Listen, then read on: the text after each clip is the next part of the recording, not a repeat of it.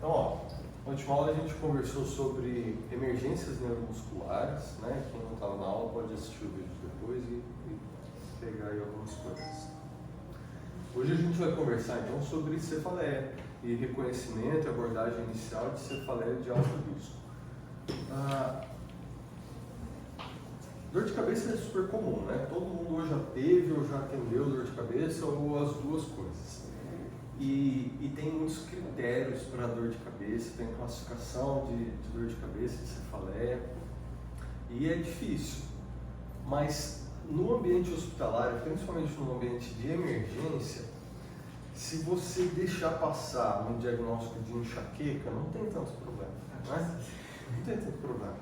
Se você deixar passar uma cefaleia tensional, beleza, acontece. Eu confundi a classificação das cefaleias trigêmino-autonômicas. Eu confundi, eu acho que não é SUNCT, é uma cefaleia em salvos.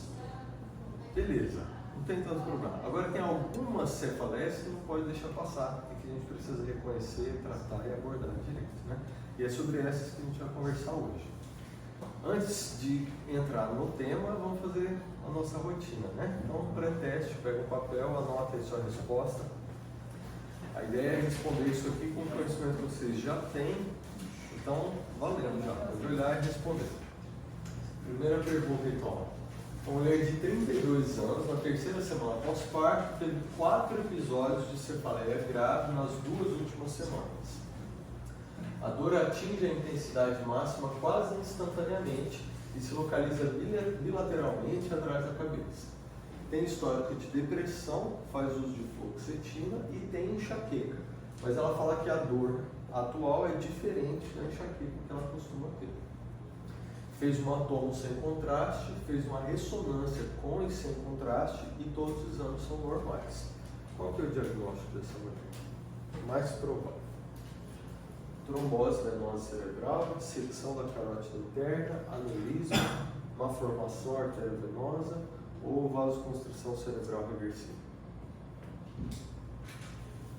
Olhem, anotem, aí. Beleza? Próximo.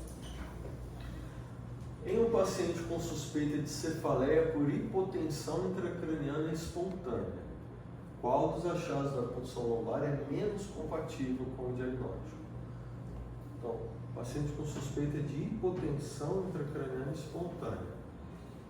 Fez o líquor, funcionou. O que disso aqui fala? Não deve ser hipotensão, deve ser outra coisa.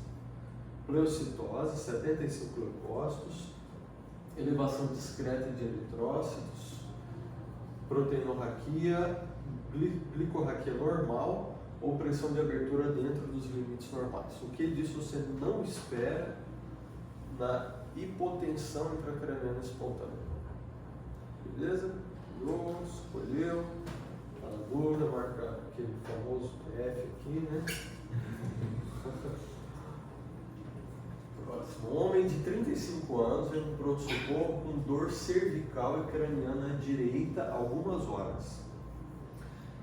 O paciente estava numa aula de yoga quando a dor começou repentinamente. Primeiro no pescoço, depois irradiou para a região periorbital, mandíbula e orelha. A dor é de moderada intensidade e é contínua. Além da dor, ele fala que tem um incômodo, um chiado no ouvido, um zumbido. Só que esse zumbido, esse chiado, vai e vem com a pulsação. Nega diplopia, nega hipoacusia, não tem doenças prévias, nunca teve isso antes. No exame físico, ele tem uma discreta pictose e biose do lado direito, sem outras alterações. Qual que é o diagnóstico mais provável? Glaucoma agudo, cefaleia em salvas, dissecção da artéria carótida interna, migrânia retiniana ou síndrome de Tolosa-Hunt. Beleza? Escolheu bem fácil. Escolhe e marca o próximo. Tá bom? Vamos lá. Menino de 5 anos, desenvolvimento normal, sem doenças prévias, é trazido ao pronto-socorro com dor de cabeça. O episódio é semelhante aos que ele vem apresentando a cada 2 ou 3 dias nas últimas 2 semanas. Durante a dor de cabeça, ele segura a testa e quer ficar só no colo dos pais. Ele fala que a barriga está enjoada na hora que vem a dor, mas ele não vomitou. A dor melhora com ibuprofeno e geralmente resolve quando ele dorme.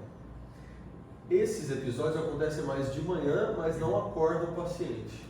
Não tem história familiar de migrânia ou de outras cefaleias, não tem história familiar de alterações do desenvolvimento. Não teve febre, não tem sintoma respiratório, nenhuma outra evidência de doença aguda. O exame neurológico dele, incluindo fundoscopia, é normal e a dor melhora com anti-inflamatório. Depois do remédio, a reavaliação do paciente mostra que ele está normal. Então, está no estado basal dele e está pronto para ir de alta da emergência. Qual que é o próximo passo na avaliação ou no manejo desse menino de 5 anos? Tomografia computadorizada, ressonância, teste terapêutico com ciproheptadina, que é um remédio que usa para profilaxia de enxaqueca, mais em criança, não é muito usado, mas serve para isso. Teste terapêutico com sumatriptano, observação domiciliar e tratamento continuado com ibuprofeno se precisar. E aí, o que faz com esse menino? Beleza? Escolham aí sua opção. Marquem alternativa. Essa primeira questão mais difícil é essa aqui. Vamos lá.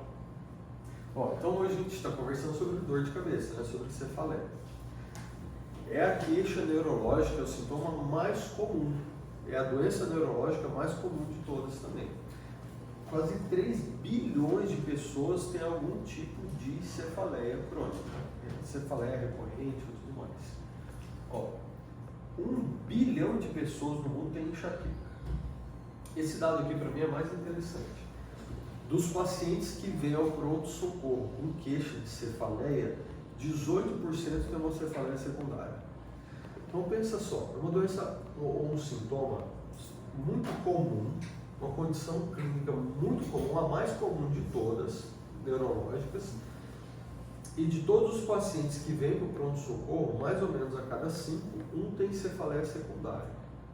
Então é um negócio que a gente precisa entender, precisa estudar, revisar e prestar atenção na avaliação. Eu falei aqui de cefaleia secundária, o que é isso? O que é cefaleia primária? O que é cefaleia secundária? Essa é a primeira pergunta que a gente tem que fazer quando atende um paciente com queixa de dor de cabeça. Se é cefaleia primária ou secundária?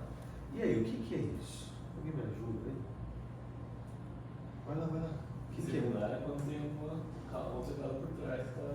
Uma causa para dor. Beleza? Então, cefaleia primária, a doença é a dor de cabeça. Por exemplo, cefaleia tensional, enxaqueca, cefaleia em salpas. A doença é a dor de cabeça. Cefaleia secundária, a doença não é a dor de cabeça. A dor de cabeça é um sintoma de alguma outra doença que está acontecendo. Beleza? Cefaleia secundária pode ser a doença trágica, catastrófica, ou não. Às vezes, cefaleia secundária a gente trata no consultório também, de ambulatório. Mas isso acontece quando a dor de cabeça é um sintoma de outra doença. E como que a gente diferencia isso? Se essa é a pergunta mais importante, o que eu preciso fazer para diferenciar se você fala primária ou secundária? Sinais de alarme. Eu preciso prestar atenção nos sinais de alarme, nos sinais de alerta. Tem listas e listas disso, tem mnemônico, a gente vai conversar um pouquinho sobre isso, mas eu trouxe aqui os que para mim são mais importantes. Olha só. Então, a dor de cabeça é importante o suficiente para chamar a atenção do paciente e da família? Veio ao pronto-socorro, eles falam, eu estou preocupado com essa dor? Isso não está em muitas listas, mas para mim é um sinal de alerta importante, beleza? É uma lição que a gente precisa ter com dor de cabeça, humildade.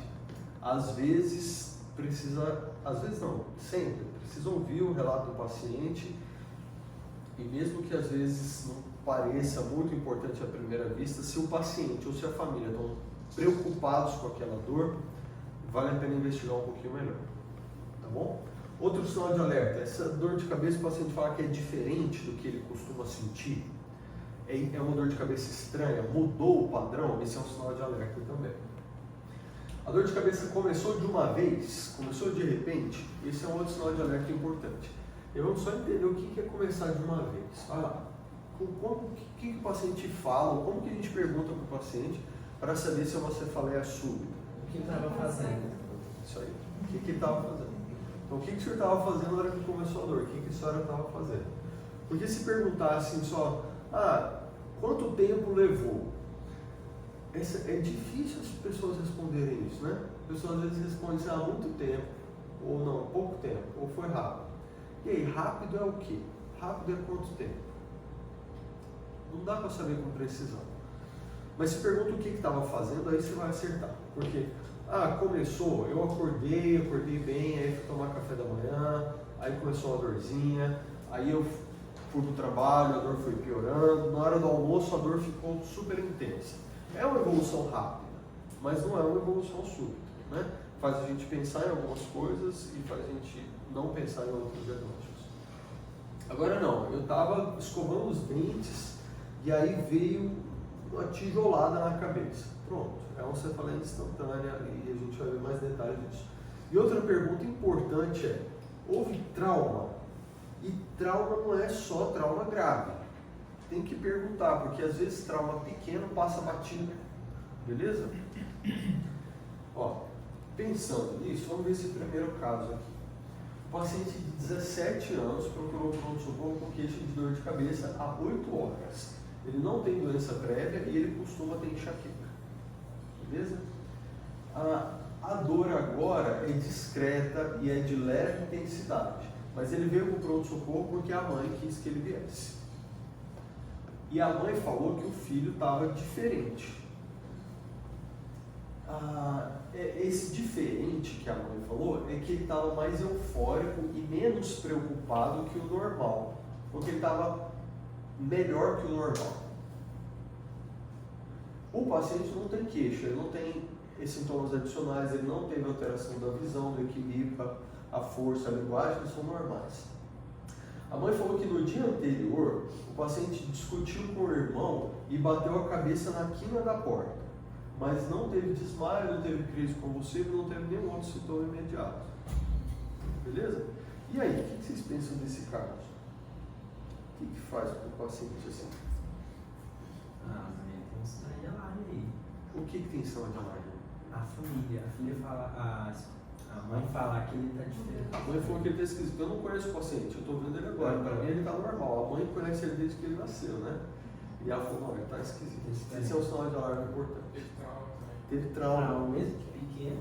Trauma mesmo que pequeno, mas teve trauma. Então tem pelo menos 2 sinais de alerta. Beleza? No exame neurológico estava tudo normal. Pupilas normais, motricidade ocular normal, a força, provas paréticas negativas, sensibilidade, tátil.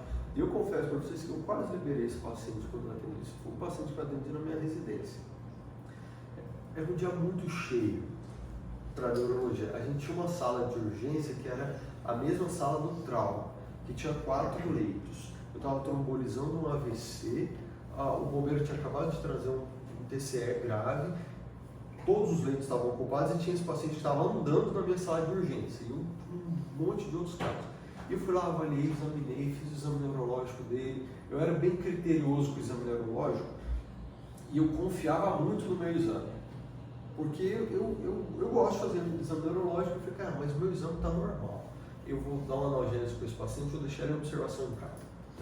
E a mãe insistiu comigo. Eu nem cheguei a falar isso para a mãe, eu estava pensando na conduta dele que eu ia dar.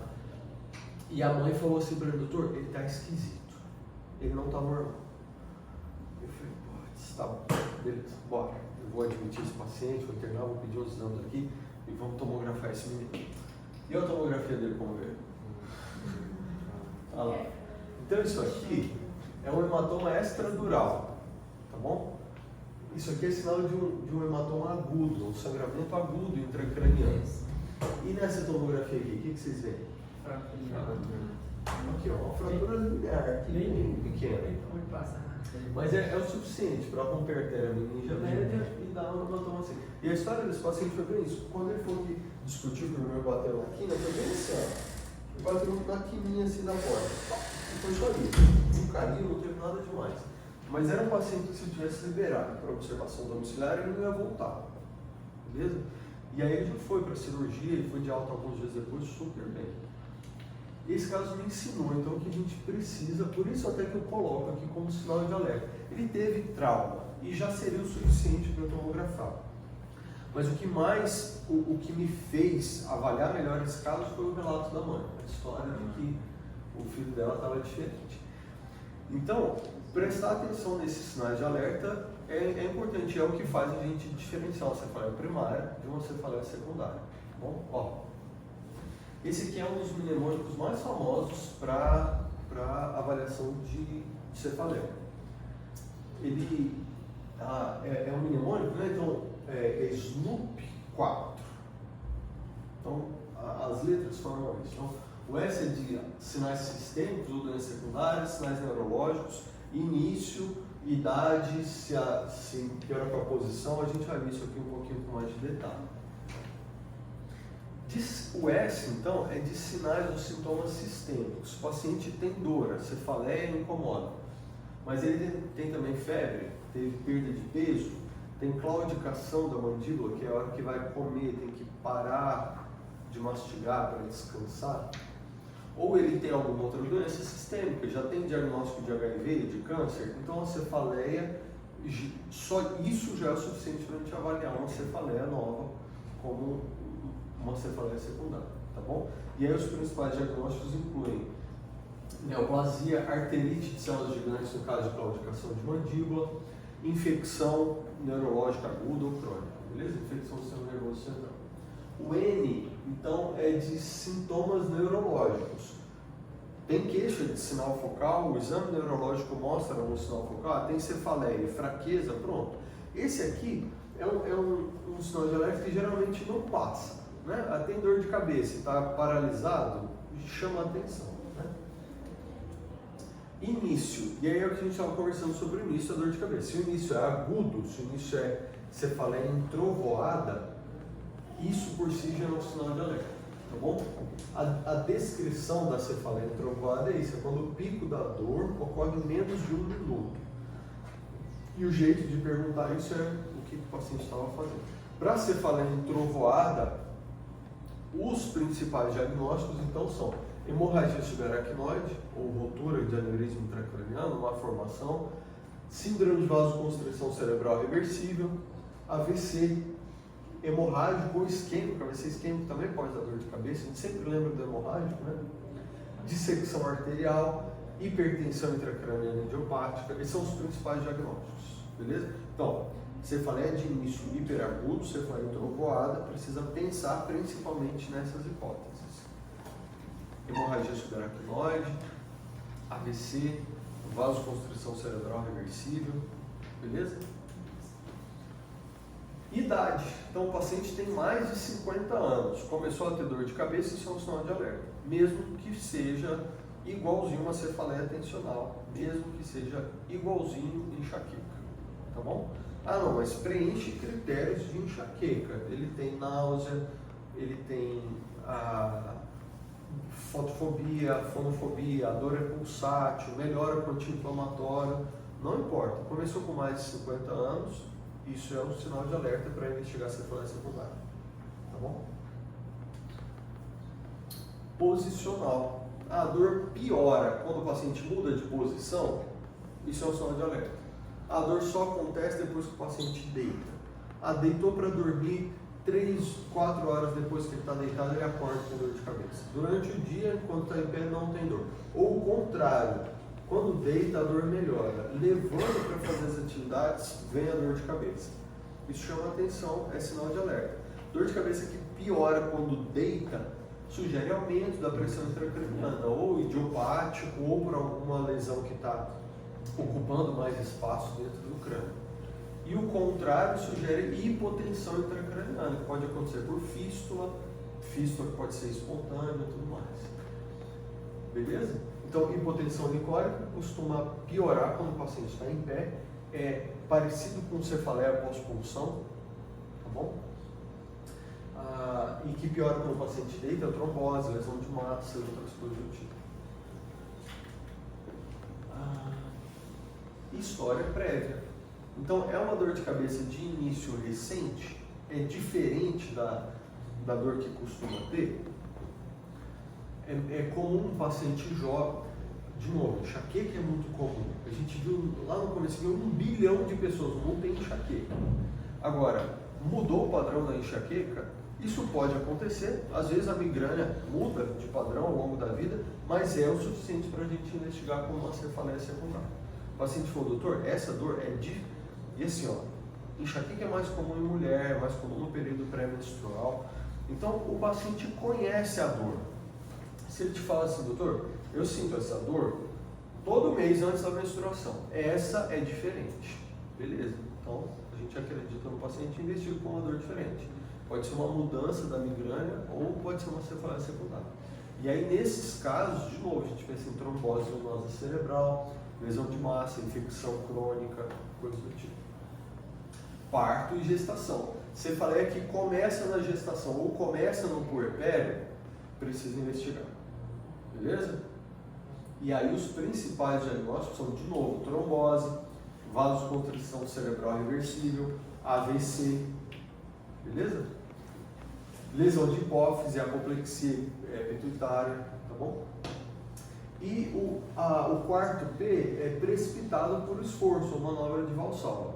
Então a dor piora quando faz esforço, quando contrai o abdômen, quando vai evacuar.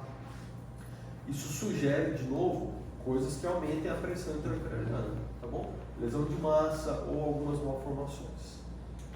Ó, pensou então em sinal de alerta, preencheu algum daqueles critérios, está estranho, chamou a atenção da família, o que vocês vão fazer de exame? Como que vai investigar essa dor? Depende do caso, beleza? Neuroimagem, beleza, é o que a gente mais usa. E neuroimagem é o quê? É tomografia, é ressonância, é anjo? O que estiver disponível. Não é o que estiver disponível, é o que o caso precisar. Depende do caso. Tem casos que a neuroimagem, então a tomografia de crânio sem contraste resolve. Mas se a gente, esse conceito é importante, se a gente está pensando num sinal de alerta, precisa pensar o que esse sinal de alerta me sugere de diagnósticos, tá bom? Porque às vezes a gente pensa no sinal de alerta e faz um exame e fica tranquilo quando o exame é normal. Mas se esse exame for inadequado para a hipótese, não vai resolver, vai te dar uma falsa tranquilidade, tá bom? Agora, se for adequado, beleza, tá certo, é isso mesmo. Vamos tratar com outras causas. Ó, para entender isso melhor, vamos ver esses casinhos aqui. Então, um homem de 82 anos procurou um consultório médico com queixa de cefaleia do lado direito da cabeça e dificuldade para andar. Ele teve um acidente de carro 3 meses atrás. Não bateu a cabeça, não perdeu a consciência, mas a família fala que o carro ficou destruído no acidente. No dia do acidente, ele foi levado para a emergência, foi examinado, mas estava tudo normal e ele foi liberado para casa. Fez tomografia de crânio no dia do acidente, tudo em ordem, foi liberado. Desde então, ele tem queixa de fadiga e dor de cabeça do lado direito, principalmente nas 2 últimas semanas. A cefaleia é pior à noite, prejudica o sono. E nesse período, o paciente também tropeçou várias vezes quando ia andar, por conta de fraqueza na perna esquerda. Geralmente, ele esbarra o lado esquerdo do corpo quando ele vai passar por uma porta. E aí, nesse caso, o que vocês pensam de diagnóstico? O que vocês fariam de exame para esse paciente? Tomo. Mas foi feito. O sangramento ficou pingando, assim, às vezes na admissão dele no acidente não tinha. Você faria uma ressonância? Você faria um tomo? Você faria o quê? O líquor da cabeça também tem sangramento. Beleza. Nesse caso, o exame mais adequado é de imagem. Porque é uma evolução de 2 a 3 semanas, o paciente com sinais focais. Então, antes de funcionar esse paciente, precisa fazer imagem. Beleza? A tomografia é adequada nessas suspeitas, então. Quando você está pensando, vocês pensaram em líquor, em exames de imagem, quase todo mundo aqui falou que podia ser algum sangramento. Podia ter alguma coisa a ver com aquele trauma que ele teve 3 meses atrás. Então, nesse caso, o suspeito de sangramento, a tomografia é um exame muito bom. Então, ela é bem útil para avaliar a hemorragia intracraniana, seja um AVC hemorrágico, seja uma hemorragia subaracnoide, uma toma subdural, extradural, fratura. Então, no trauma, a tomografia de crânio é bem útil. beleza? Em crianças, a gente evita. Se teve história de trauma e é o que tem disponível, faz. Mas se tiver ressonância, é melhor fazer a ressonância. Porque o uso excessivo de tomografia aumenta a chance de neoplasia. Tá bom? E criança pode ser exposto mais vezes ao longo da vida. Então, uma história parecida numa criança, aí eu faria a ressonância. Nesse paciente, olha o que foi feito. Foi feita a tomografia e ele tinha um hematoma subdural crônico. Beleza? E é por isso que ele estava com sinais focais, ele estava com negligência, né? Ele estava com extinção do lado esquerdo, por isso que ele batia o lado esquerdo, por isso que ele estava fraco do lado esquerdo. Tá bom? Vamos ver um outro caso aqui, ó. Um homem de 38 anos procurou emergência com dor de cabeça. O início foi súbito durante a relação sexual e a dor era pulsátil.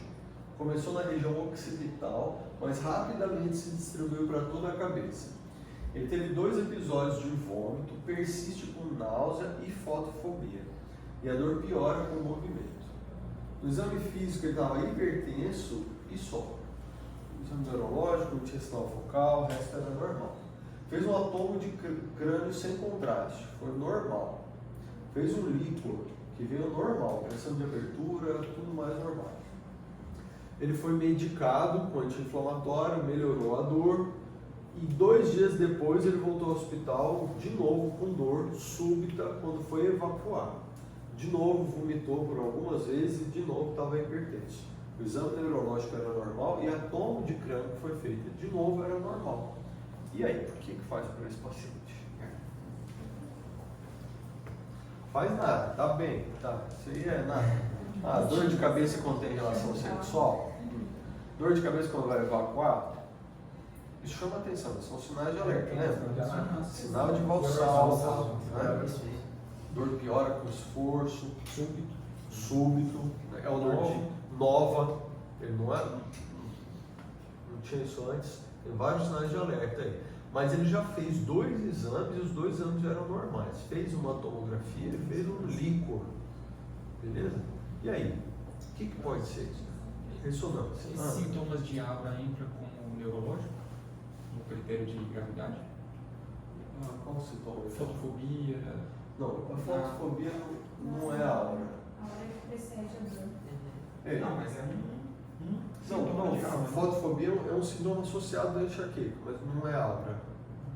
A aura é um sintoma neurológico que às vezes pode até ser focal, que geralmente precede a dor em até meia hora, mas a aura mais comum é a aura visual. Então, enxergar pontos luminosos, borramento da visão, pode ter sintomas auditivos também. A aura mais comum é visual, mas a fotofobia ela geralmente acompanha a dor e não classifica como aura. Mas então nesse caso aqui, o que faz para esse paciente? Ressonância. Fez ressonância normal. Líquor normal, tomografia normal. É que na verdade, se a gente está. Por que vocês pensaram em ressonância e o que vocês estão pensando de diagnóstico nesse caso? Paciente com dor súbita, desencadeado por esforço, tinido pulsátil. O que vocês pensam? Fala aí, hipertensão intracraniana? Pode ser. O que mais? Pode ser algum problema vascular, pode ser um aneurisma, uma ruptura. O principal diagnóstico diferencial é hemorragia subaracnoide. Foi por isso que fizeram a tomografia. Com a tomografia normal, fizeram um líquor procurando sangue. Beleza? Mas o líquor também veio normal, mas parece muito um evento vascular. Então, nesse caso, precisa pedir um exame vascular. A ressonância é o exame certo, mas nesse caso aqui, uma angiorressonância. Beleza? Então, de novo, a ressonância é muito útil para casos de trombose, só que daí tem que ser uma angiorressonância venosa. Tá bom? Se a suspeita é de aneurisma, de um sangramento arterial, precisa ser uma angiorressonância ou uma angiotomografia arterial. A angiotomografia já é suficiente. Já é suficiente. Na maioria dos casos, a angiotomografia resolve. Só que precisa ser adequada para a suspeita.